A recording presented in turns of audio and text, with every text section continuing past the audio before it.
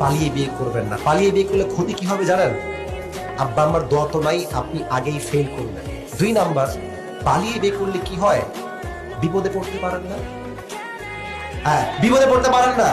আপনি একটা বাড়িতে উঠেছেন পালিয়ে গিয়ে, এখন আপনার চাকরি নাই, ভাড়া দিবেন কই থেকে? 3 বেলা খাইতে হবে তো। এখন বিপদে পড়েছিলে, কি করবে? আব্বা আব্বা টাকা পাঠাও, আব্বা বিপদে পড়ে গেছি। বাপ বলবে যা আরো বিয়ে কর, আরো বিয়ে কর যা। ঠিক কিনা বলেন যুবক ভাইরা? এখন বাপ মায়ের সাপোর্টটা তুমি পাবা না। এখন তুমি কি করবা? আব্বা আম্মার পারমিশন নিয়ে, দোয়া নিয়ে বিয়ে করো। বিপদে পড়লে বাপ মা বলবে যাই হোক, আমার ছেলে যতই খারাপ হোক বিয়ের সময় আমার দোয়াটা নিয়েছে, যা আব্বা তোর কি লাগবে আমি তোকে দিচ্ছি, আমাকে বিকাশ নাম্বারটা পাঠায় দে। আব্বা আমার দোয়াও থাকবে, সাপোর্টও থাকবে। 3, পালিয়ে বিয়ে করলে সবচেয়ে বড় প্রবলেম হচ্ছে ভাই, মেয়ে মানুষের কিন্তু আবেগ একটু বেশি, রাগ করবেন না।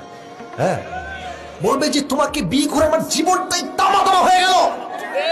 আমি বাপের বাসায় থাকতে কোনো শাক দিয়ে ভাত খাই নাই, তুই আমাকে শাক দিয়ে ভাত খাওয়াচ্ছ কেন? খালি ডিম কেন? আমার কাপড় কোথায়, জামা কোথায়? মেয়ে তো ডিমান্ডই হয়, বুঝবা বাস কারে কয়।